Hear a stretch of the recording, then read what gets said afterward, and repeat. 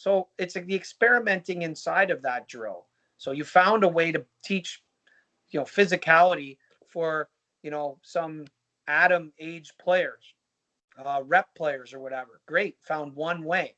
Maybe in a couple weeks, maybe you can find another way to stick with physicality, but maybe there's a different way to set it up. Maybe there's a different way to organize and experiment that way. So like you say, they don't go completely rogue, but at the same time that they're growing. They're not going to grow unless they start messing around with things. And I think that that's it. And too many organizations, it's really the luck of the draw. The age group that you're in, and you got to hope that there's the good coach is still there when you get there, and you try to eliminate that luck by creating these situations where you can develop the coach and you're still touching those key points. So it's just trying to mentorship in part is creating an opportunity for a coach, no different than a player, to get on the fringes of their ability.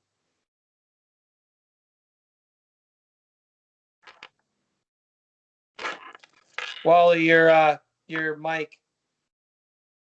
I'm gonna go at 1. Okay. Kim, physicality as a choice of words. I just want, when I hear it and I think of your situation, guys who maybe never coached hockey, coaching girls, and how they would interpret it in terms of accomplishing being more competitive, which is the issue with female players, getting to the college level of learning to understand how to be that way. So I I don't know whether I would change the word and whether competitive means anything or physicality has to be interpreted. It's no different than Richard Bergeson's point about the statistic of hitting in minor hockey. It completely creates the wrong mindset to play the game the way it needs to be played and is being played. It literally hitting, maybe now in the short schedule in the playoffs, there's more hitting going on, but there's more good checking that needs to go on. There's that line between hitting, body checking, and checking, and they're discovering it there. So good luck with that, Kim. And well, it's interesting, Wally, because I didn't come up with that. I actually did with our all our AA coaches. I asked them to come up with our game model and our principles. I said, here's the idea. I sent them kind of a one pager of here's what I want, like here's what we're looking for to create for the Wildcats. And every single one of them came back with physicality. And I actually didn't have it on my list. So that's interesting to me. Like maybe I'm coaching it well at junior, and so I didn't think of it as a priority, right? But I do agree. There maybe I think also the strength and conditioning coach in me sees physicality as something very different and not always the hitting. Like there's a way to use your body, like a physicality of yourself. So that's how I received that word. Under my own experiences. But I totally hear what you guys are saying. If it's a less experienced coach or someone who doesn't have the background I have, they might see that physicality as, an aggressiveness. Now, I'm not saying that's necessarily a bad thing. I think we're at the opposite spectrum of that. So a little bit of, sandpaper might actually be okay. And then we can find somewhere in the middle. But I didn't even have it on my radar, and every single one of our 5 AA coaches was adamant that physicality in some way needs to be a part of our key principles. So it was really fascinating I'm not dictating from on high here and telling them these are the key principles, and they came up with ones quite a bit different than what I had, and it's their teams. I'm not coaching. So but you're influencing the game, and having scouted in the women's game for many years, and the biggest thing I see is hockey sense. Being smart in whatever you do. which the female game had naturally built into it because of the absence of body checking. And I don't see our team game at the highest level, the national team level, getting any better at that. They are trying to be physical. They're not smart at all. And so the reflection of how they're going to be coached coming up the ladder, we may be contributing to the way the game is played at that level, but I would like to think the big picture of development and where the game is going, we do need them to be competitive. And Tim did type in the word competitiveness and understanding the difference between it and physicality. It's got more to do with Daryl's approach and thinking about everything you're doing and why you're doing it. And girls in particular will understand that. And men coaching it, I worry about that. And I think there's a lot to be learned by us as coaches with this group, let alone people who have never coached, that are beginning the game, beginning coaching, going to coach the way they've coached the guys' game. So just a little bit of a flag. Tim, go ahead. I got to jump off, guys. I'll talk to you guys another time. Thanks so much. Thanks very much, Daryl. Okay. I've thoroughly enjoyed it, as always. Thank you. Your mic, Tim. Sorry, Good. thanks, Wally. Kim, I was going to say that I would not be surprised if you had if you drilled down all those coaches that chose the word physicality, what they mean is competitiveness. Because like we're talking in the female game generally, especially at the younger ages, there's a need to teach that, like we talked about earlier, to teach that competitiveness. And I'm guessing that's what they really mean, and that's what they're after. And again, I totally agree that using the word competitiveness or compete would be more instructive and more useful than using the word physicality. So just some thoughts there. And I do have to jump off, guys. Awesome today. Good to have Daryl on. And Rick, you're quiet as a church mouse, and I'll be looking looking back on Wally's notes for Kim's 3 other principles other than physicality. But anyway, I got to jump off. Thanks for that, Rick. See you guys. Okay. So it's a good question, Rick. And so I don't know that to the point that you guys are making. And again, it's really been great learning for me to not dictate from on high and work with these coaches, because the things they picked are very like skill oriented, individual player oriented. So when they spoke about physicality, it was like in that one-on-one battle against the wall, or that one-on-one battle in front of the net, the absence of the ability to use your body effectively in that situation. They were talking about things, in a very isolated one-on-one way, as opposed to kind of like Wally alluded to, that hockey sense, hockey IQ. So again, I am glad I didn't give them examples, and I'm glad I didn't, cause the halo effect of me suggesting principles and then having them follow along. Because I think I would not have learned as much about them and maybe what their priorities are as I did in doing it this way, right? In doing it this way, I learned that they are looking at the game in a different way than I am. And again, this was only our AA, so U21 down to U11, right? So I learned a lot just by asking this one question: is what would your key principles be? And so I did it similar to how Wally would do the mission statement exercise, right? Is I kind of introduced it, they gave me a lot of information, and then we tried to whittle it down. So I guess version 1 that went back to them, we really only agreed upon 3 so far, right? And so 1 was the physicality piece. And again, it may change words, but think of it when I say it in terms of that one-on-one ability to be physical. Pace, being able to dictate the pace. So girls hockey is always played. I think it's a speeded up game. It's not a slow it down game.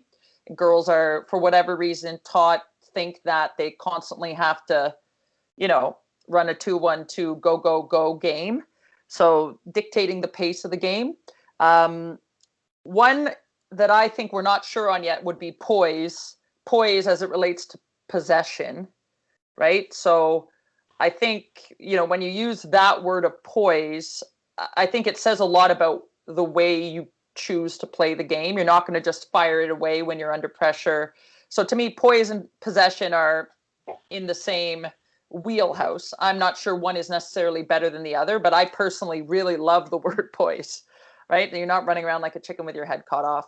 The one that I think, is missing there is, the right place, right time side of it.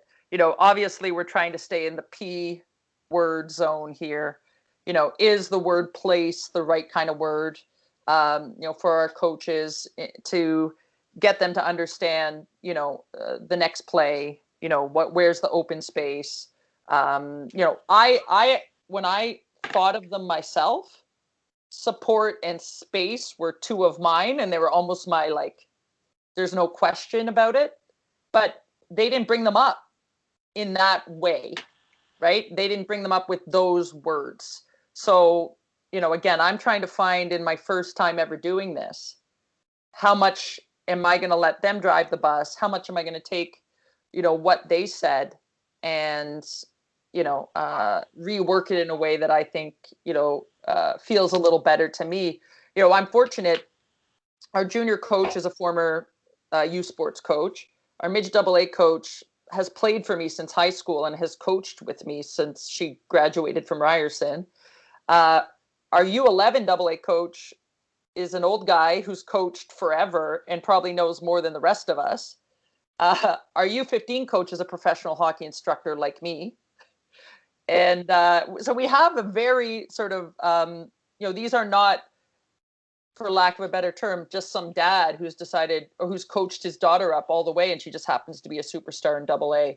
So I do take a lot of value in what they're saying. But I think what's missing right now is that idea of support and space, and what is the word that conveys that, and is it only really applicable for these high performance programs? Are we really worried about that at U9 and U11 when we have so much basic skill to still teach them? So it's really instructive, but I think there's still a version 2 that needs to happen, another conversation, another working session that dials it in. We didn't get there in the hour we spent on it so far. So I'd love to hear your guys' thoughts about maybe how much control you guys think I should take of the situation and sort of dictating it, or how much I allow them to drive the bus, because again, it's their team. Kim, I got a point here, and I'm glad Tom is still on. And I relate this story. Everything you're saying that you want your principals, you don't have to teach or coach. The game will teach it. And letting them play games is going to be better than coaching. Small area, figure it out, ask questions, have fun. And I've told this story a number of times. My first year of coaching as a ex-national team player, coaching 3 sports in high school, running a hockey school for 3 or 4 years, I was asked to take a AA Bantam team. And I inherited the 2 top Pee Wee teams in the city from our area of the city. They played in the finals the year before. So I had the best Bantams literally in the province. And I was at 4th place in November. And I talked to the coach of the previous year, who was a dad. He said, I said, what did you do? I'm frustrated. I don't know what to do. Planning practice. They work hard. They do everything I want.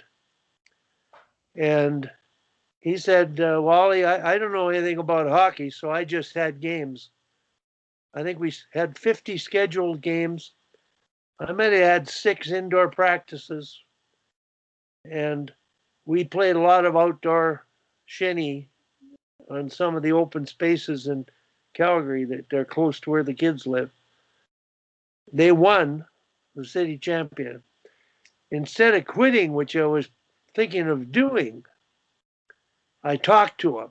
So I was smart enough to try to get help and find out from a guy who knew it all. And he was able to get those kind of results, develop those kind of skills and hockey sense. And I let them play more games.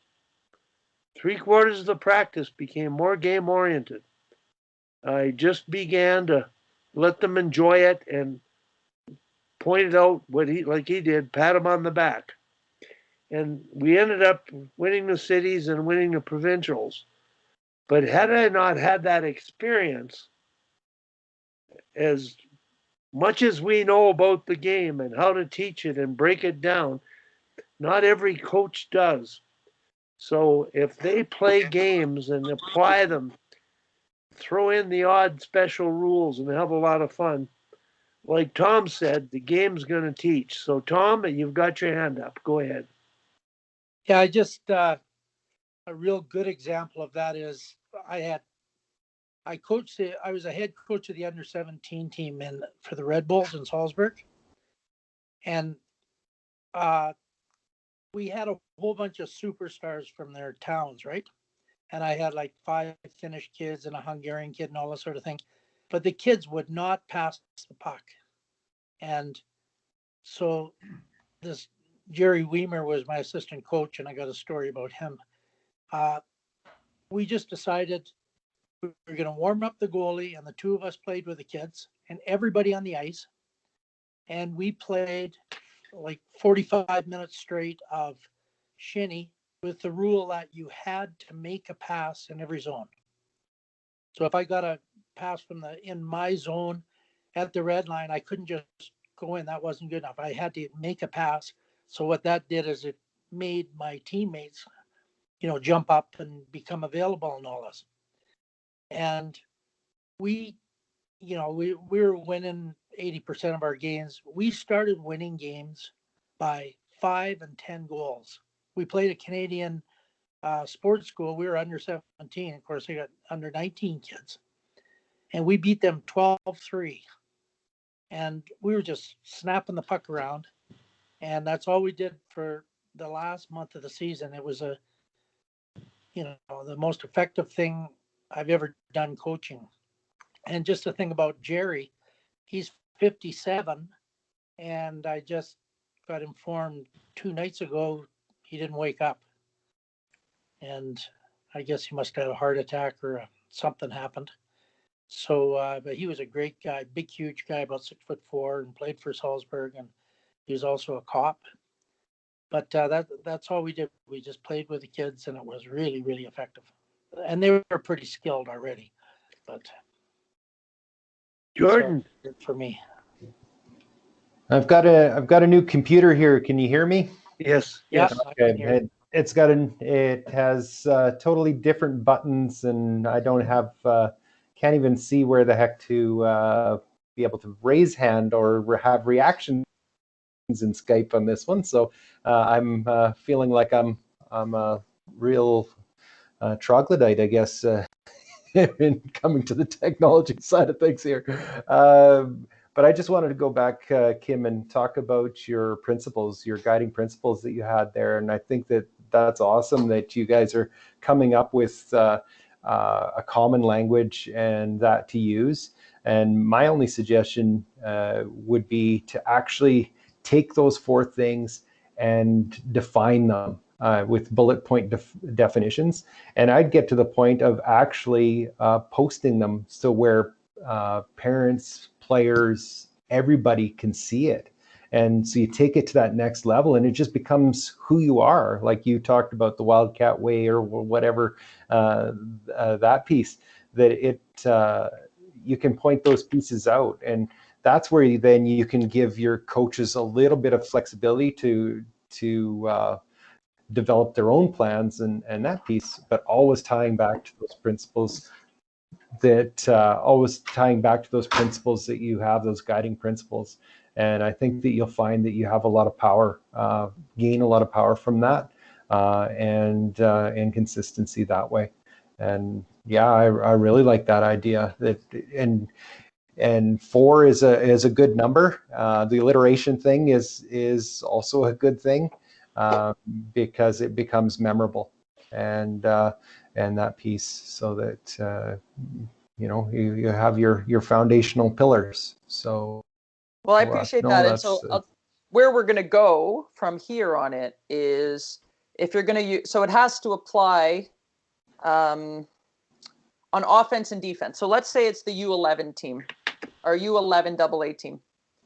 I need the 3 or 4 principles to apply on offense and defense, and I want to have a shared vocabulary. So when we're talking about pace on offense, what is it? Is it get north fast? It's got to have a little something like that, right?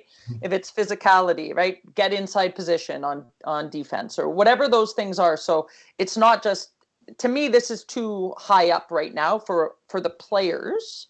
They might be able to say, okay, what's an example of poise? What's an example of physicality? But in terms of something you might yell out on the bench or during a practice, you're not going physicality, right? Like that, it's just the overarching principle. So now the task, I think, is, for U11 and U13, you might just go, okay, how do these 4 principles apply on offense and defense? Now you only have 8, you're teaching 8 key things, right? With our U15, our U18, you might also add in transition. How does it apply on offense? How does it play on defense? How does it play on transition from offense to defense? Transition from defense to offense. And that's a lot. Now now we're talking about 16 things. And again, those are 16 in my mind. Those are the key concepts, the key vocabulary that everyone needs to understand, right? In order to have success as an individual, as a team. Perhaps one day the U21, the junior team, add something else, another layer onto it. But I do think it has to be consistent, so that, if there's 8 key terms like creating 2-on-1s or those types of things that our U11 kids start to talk about, then we just layer upon it as they move up into bantam and midget. So that's the direction I'm trying to take it to, and so that it is consistent, and it's not just, me and the junior coach who've coached university hockey creating something that's too high level that doesn't filter down. So I appreciate the insight, Jordan, and we'll see if we can keep the alliteration alive. I'm not sure. Kim, I just want to mention on the one point, you said pace, and I like the idea of bullet points. I sort of put my red flag up when you talk about offensive defense, because there can be bullet points to bullet points to bullet points to bullet points. And to what point does the information, is it too much? Now, when you're talking about pace, and I'm thinking, well, I was worried about physicality and not being able to, you can be fast and gritty, but when pace, there are some cardinal things that are unacceptable. And that is, there's a rule of a headman rule. If somebody's open ahead of you, you have to pass the puck. That increases the pace of the game. Nobody can skate a puck faster than headmanning it. And I'm talking about male hockey, one-on-one hockey, selfish hockey, getting people offside when people are open ahead of you. That, to me, it's one of those areas like bad changes that they befuddle me. They're sort of like cardinal things that just shouldn't happen, and they do. And there's no way, there's things you don't need to tippy-toe around some things. That's a team play expectation our way. And it's a rule. And I don't care what level you play at. So why doesn't that filter? To me, that's thinking a play ahead. That's offense think a play ahead. What's going to happen next? Do I speed Oh, it up? Do I slow it down? that's good. That's pace. Yeah, it's a Yeah. rule. It's a rule. Yeah. So for me, the principle, like, so where, like, it'll all be in a graph, right? Like where pace and offense intersect, Yeah. it's think a play ahead or be a play ahead. Like think a play ahead is all I need. And Yeah. that's enough to go to a U11 AA player who's 9 years old and say, okay, what did you see there? Did Yeah. you think a play ahead? Yeah. Right. Yeah. So that like I'm putting a lot of time and effort into these because I think this can be transformative on an association wide level, right? If you can really, like, if the key principle is think a play ahead on offense, right? And everything flows into that. I agree.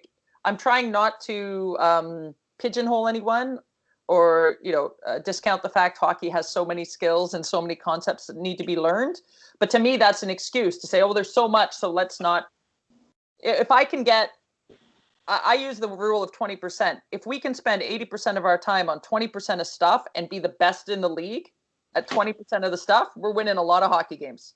If I'm going to waste my time just touching 100% of the stuff, we're never going to be good at any of it. And that's what the girls want to do. They want to be a little bit good on all the things. What I'm saying is we're going to be the best at 20% of the things. And these are the 20%. Like our principles are based on the 20% of things that me and my, high performance coaches think are going to get us maximum impact. It doesn't mean we don't touch the other stuff, but that's the stuff we're going to touch the most. And we're going to allocate 80% of our time teaching those things. Yeah.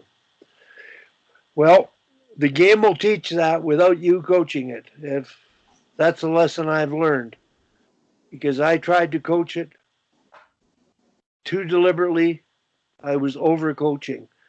And so at the levels below you, the importance of those fundamental skills, they can be developed just by playing games in small areas and competing and having fun, and they will.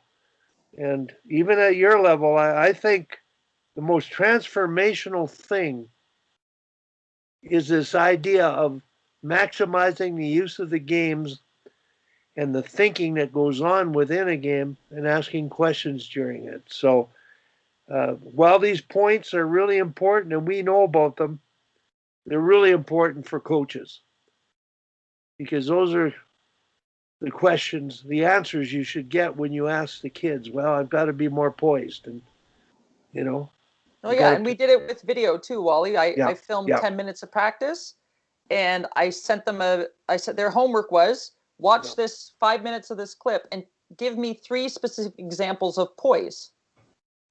Yeah. Right.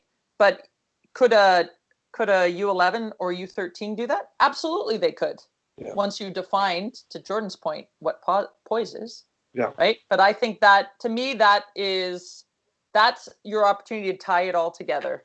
Right. I agree with you completely. The games will teach it, but the coaches need to know what questions to ask. Okay. Where do we go wrong with our physicality there? Or how, if they know those are their anchors, that's going to help them out tremendously. I think Daryl's point was a great one, right? You have, with the coaches who are not full-time coaches, right? Like, what are their signposts that they know they must hit? And then how do we riff off of those as they get a little bit more comfortable? I'm confident that having these key principles, will give them those signposts. And it allow me in going in and mentoring and then mentoring them, saying, okay, well, how are you approaching teaching poise? Give me an example. You know what I mean? Like, as opposed to, I just think it can get too blown out. There's too many details to cover. And this is a way of reining it in a little bit. And every year re-examining what our principles are going to be if we decide based on our results that those were not the principles that work best for us. So yeah, I do think it will help to unify and get everyone, thinking the same ideas at least. Rick? Thanks, Wally.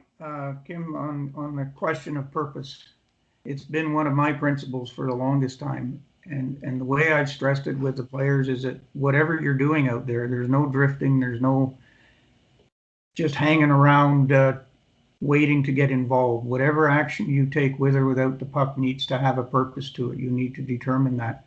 So that could be time and space. It could be pass for a shot, or off the backboards to the front of the net, or off the boards as a redirect pass, or whatever. But we try not to do things just because.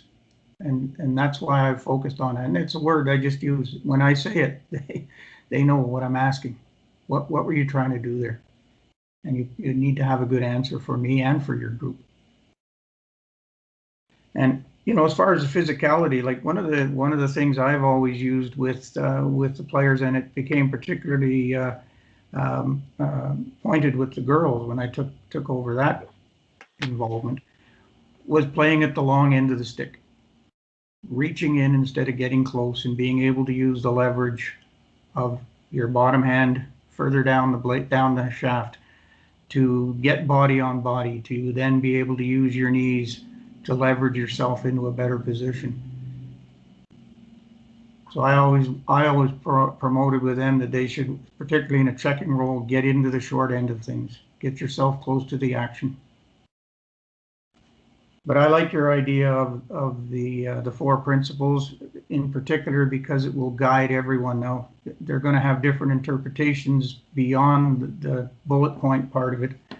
But as long as they're staying with that across the spectrum, you got a pretty good chance of getting some continuity right through your ranks as the kids grow. Does that help?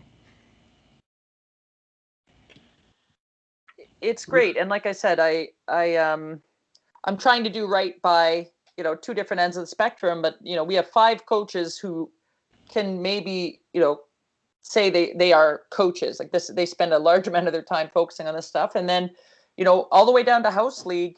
And so we have 30 competitive coaches. 25 of them are coaches, but, they have a day job, right?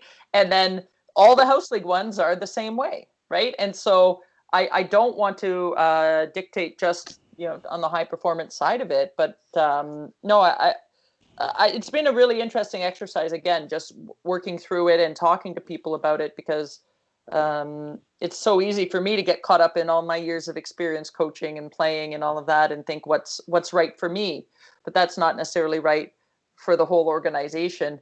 And so, being open about it has really uncovered some really cool things for me so far in this new role. So it's been a great learning opportunity. So thank you.